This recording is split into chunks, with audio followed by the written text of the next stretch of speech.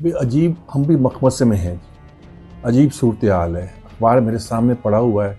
एक लीड है, एक सुपर लीड है और मुझे दोनों का साथ देना है।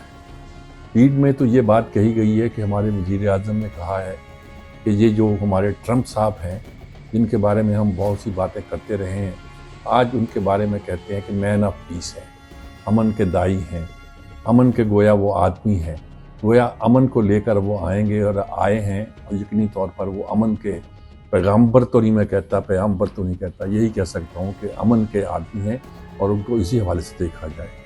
ये किसी सियासतदान की बहुत बड़ी तारीफ़ हो सकती है, यानी ये इतनी तारीफ़ हो सकती है कि इस पर अभी उनको मगरबी दुनिया का नोबल इनाम जो है वो भी मिल सकता है। और तवक्को की जाती है कि ट्रंप को ये मिलेगा और मिलना चाहिए, क्योंकि अमरीकी सदरों को अब आम तौर पर इस तरह ये इनाम मिला करते हैं जिस तरह हमारे यहाँ कुछ ओहदों के साथ कुछ पाकिस्तान के मशहूर जो अवार्ड हैं वो मुख्तस कर दिए गए हैं।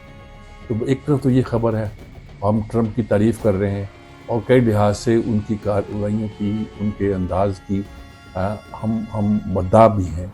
इंडिया के बारे में जो उन्होंने रवैया इख्तियार किया, कहा जा रहा था मोदी की बड़ी दोस्ती है उनसे, मोदी सबसे पहले उनसे मिलने भी गए और ये भी एहसास था कि हिंदुस्तान के साथ बड़े ताल्लुकात थे।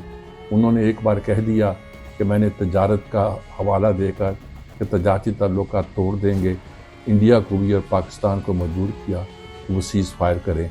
इंडिया बड़ा चीखता रहता है, चीखता रहा और बार बार कहता है और कहता रहा कि हम किसी तीसरी पार्टी की मुदाखलत नहीं चाहते, हमने सीज़ फायर खुद की है। लेकिन नज़र आ गया कि अमेरिका ने एक बार नहीं 8 बार 9 बार ये बात ट्रंप ने दोहराई कि सीज़ फायर मेरे कहने पर हुई है और मैंने कराई है, बल्कि उन्होंने कोर्ट में अपने मुकदमे पर एक तरह का बयान हल्फी भी दाखिल किया जिसमें ये बात कही गई। एक तरफ तो ये सूरत हाल है और वो बहुत सी ऐसी कोशिशें भी कर रहा है जिसकी दाद दी जा सकती है। यूक्रेन और रूस की लड़ाई बंद कराना चाहता है और बहुत से बातें हैं। ईरान के हवाले से भी कुछ नरम रवैया इख्तियार कर रहा है। लगता है कि दुनिया के हालात बदल रहे हैं या कुछ भी है।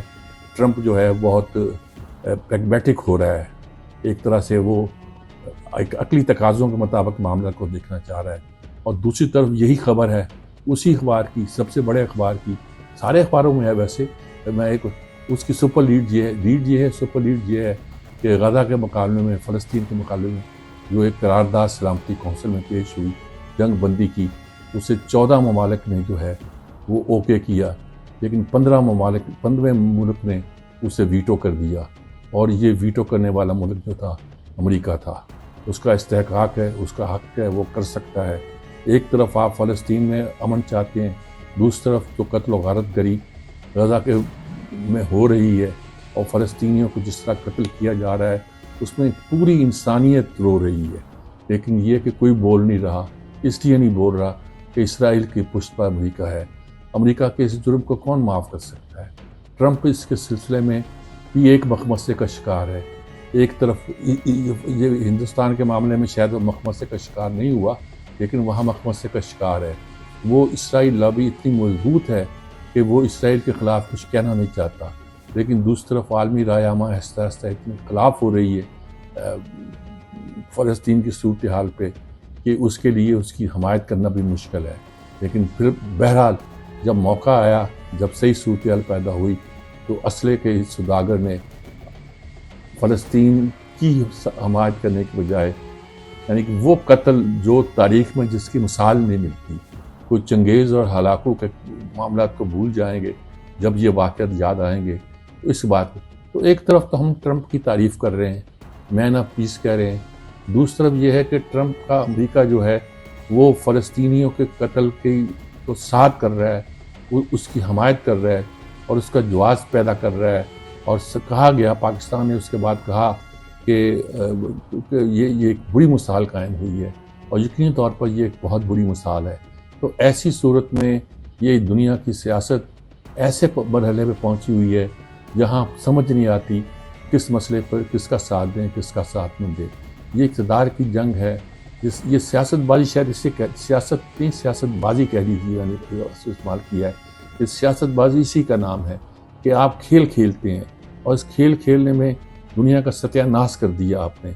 وہ جو فرائڈ نے کہا تھا، اور بہت سے لوگوں نے ویسے بات کی ہے، ایک بار اقبال نے بھی کہا تھا، لیکن فرائڈ نے جو کہا تھا کہ جمہوریت کے دام سے سوائے ڈسٹرکشن کے اور کچھ نہیں نکلے گا، تو لگتا ہے کہ اس وقت جو ہماری جمہوریت ہے دیو استبداد مغرب، نہیں کہ کچھ اس میں نکل نہیں رہا سوائے ڈسٹرکشن کے، اور یہ ڈسٹرکشن بچوں کا، عورتوں کا، سویلین کا قتل عام جو ہے، 50,000 زیادہ لوگوں کا یوں مارے جانا اور یوں بمباری ہونا اور یوں وحشیانہ طریقے سے اختیار کرنا، یہ اسی کی نشانی ہے۔ اس کے باوجود بھی کیا میں اس کو میں نہ پیس کہوں؟ اگر میں نہ کہوں تو بڑی مشکل میں پھنستا ہوں، کیونکہ اس وقت مجھے ٹرمپ کی ضرورت ہے۔